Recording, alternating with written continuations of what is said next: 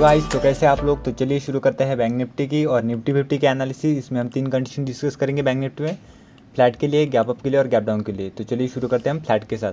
अगर देखो bank Nifty यहाँ कहीं फ्लैट खुलती है और इस जोन के पास अगर डाउन साइड का प्राइस एक्शन बनाती है और डाउन साइड का अगर हमें यहाँ पर कोई सेटअप मिलता है सेलिंग का, तब हम यहाँ पर एक सेलिंग की पोजीशन बना सकते हैं। इसके पीछे का रीज़न देखो, यहाँ से बाइंग आई है स्ट्रॉन्ग, यहाँ से बाइंग आई है और यहाँ से बाइंग आई है।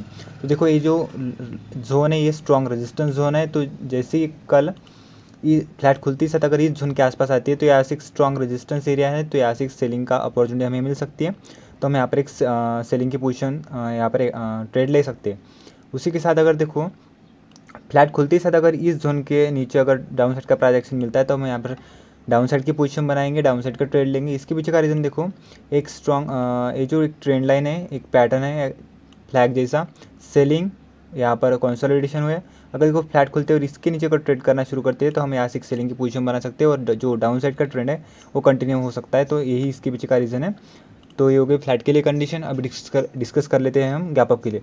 अगर देखो यहाँ कहीं गैप अप खुलता है तो सीधी सी बात है, जिन्होंने यहाँ से आज बाइंग की होगी, जैसी गैप अप खुलती है तो यहाँ पर देखो जैसे ही मार्केट ऊपर जाना शुरू करेगा वहाँ पर देखो कितने हडल है, यहाँ से एक स्ट्रॉन्ग रिजेक्शन, यहाँ से एक स्ट्रॉन्ग रिजेक्शन, यहाँ से एक स्ट्रॉन्ग रिजेक्शन। तो मतलब देखो गैप अप खुला और यहाँ कहीं अगर हमें डाउन साइड का प्राइजेक्शन मिलता है तो हम यहाँ से सेलिंग की पोजीशन बना सकते हैं, क्योंकि ऊपर जाने के लिए ज़्यादा स्पेस नहीं है। जैसे मार्केट ऊपर जाएगा वो रिजेक्शन फेस करेगा तो नीचे आने की प्रोबेबिलिटी बहुत ज़्यादा है।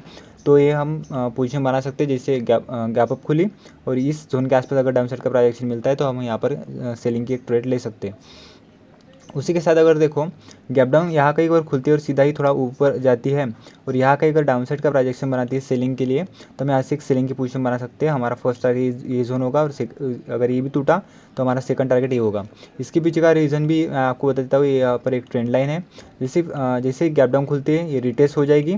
फिर यहाँ से जिन लोगों ने देखो यहाँ से बाई किया होगा वो उनका जो सेलिंग स्टॉप लॉस होगा वो यहाँ कहीं पे होगा।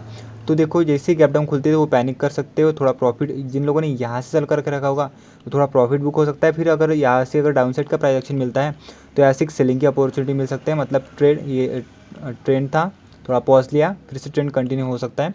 तो इसी के बेस पे, प्राइस एक्शन के बेस पे मैंने आपको बताया है। तो ये हो गई बैंक निफ्टी के लिए। तो अभी चलिए अभी डिस्कस कर लेते हैं हम निफ्टी 50 के लिए। निफ्टी 50 का भी सिमिलर पैटर्न है, लेकिन निफ्टी 50 थोड़ी इंटरेस्टिंग लग रही है। तो देखो अगर निफ्टी 50 फ्लैट खुलती है यही कहीं पर और सीधा ही इसको ब्रेक करती है तो हम यहाँ पर एक बाइंग की पोजीशन बना सकते हैं, क्योंकि देखो यहाँ से सेलिंग, यहाँ से भी सेलिंग और यहाँ से भी सेलिंग 2 बार टेस्ट हो चुकी है। देखो फ्लैट खुलती से अगर यहाँ पर अगर बाइंग का प्राइस मिलता है तो हम यहाँ से एक बाइंग की पोजीशन बना सकते हैं, क्योंकि देखो स्ट्रॉन्ग बाइंग यहाँ पर भी थी। तो देखो अगर यहाँ पर जिन लोगों ने यहाँ से सेल कर रखा होगा उनका सेलिंग स्टॉप लॉस यहाँ कहीं पर होगा। जैसे ही फ्लैट खुलती है और इसके ऊपर का नीचे का ऊपर का प्राइस एक्शन बनाती है तो हम यहाँ पर एक बाइंग की पोजीशन बना सकते हैं। हमारा फर्स्ट टारगेट यहाँ कहीं पर होगा। तो ये हो गई फ्लैट के लिए एक कंडीशन। उसके साथ देखो अगर फ्लैट खुलती है अगर नीचे का प्राइस एक्शन बनाती है तो हम डाउन साइड की पोजीशन बनाएंगे। हमारा फर्स्ट टारगेट होगा और सेकंड टारगेट है। जैसे मैंने आपको बैंक निफ्टी में बताया, ये जो निफ्टी में भी एक ट्रेंड लाइन है तो ये ट्रेंड लाइन ब्रेकआउट हो जाएगी। उसी के साथ देखो जिन लोगों ने बाई करके रखा होगा तो उनका सेलिंग स्टॉप लॉस यहाँ कहीं पर होगा।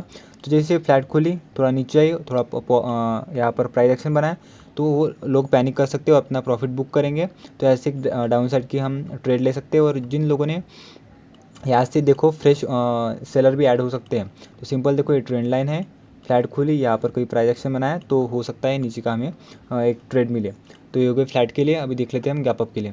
तो देखो अगर बहुत बड़ा गैप अप खुल गया, यहाँ कहीं पर अगर गैप अप खुल गया और सीधा ही नीचे आता है और यहाँ पे अगर प्राइस एक्शन मिलता है तो हम यहाँ पर डाउन साइड की पोजीशन बनाएंगे। रीज़न देखो बाइंग यहाँ से भी बाइंग।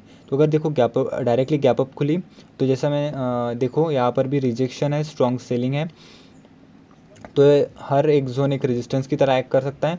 उसके साथ अगर देखो जिन लोगों ने यहाँ से बाय करके रखा होगा उनका अच्छा खासा गैप अप खुलते ही प्रॉफिट दिखेगा उन्हें, तो अपना प्रॉफिट बुक करेंगे और यहाँ से सेलिंग आ सकती है। फिर देखो अगर यहाँ पर एक डाउन साइड का प्राइजेक्शन मिलता है, मतलब ये जो लो टू ब्रेक होता है, तब हम यहाँ से एक डाउन साइड की पोजीशन बना सकते हैं। हमारा फर्स्ट टारगेट ये होगा। ये हो गई गैप अप के लिए कंडीशन। अभी डिस्कस कर लेते हैं हम गैप डाउन के लिए। तो देखो अगर जैसे यहाँ पर गैप डाउन खुली और सीधा ही इस जोन के पास आती है और इस जोन के पास अगर हमें डाउन साइड का प्राइजेक्शन मिलता है तब हम यहाँ से सेलिंग की पोजीशन बना सकते हैं। जोन है 16,960 का। तो सिमिलर रीज़न है जैसे मैंने आपको बैंक निफ्टी में बताया। यहाँ पर एक ट्रेंड लाइन है, गैप डाउन खोली, रिटेस्ट हुई, यहाँ पर अगर डाउन साइड का प्रोजेक्शन बनता है तो हम यहाँ पर एक डाउन साइड की पोजीशन बना सकते हैं।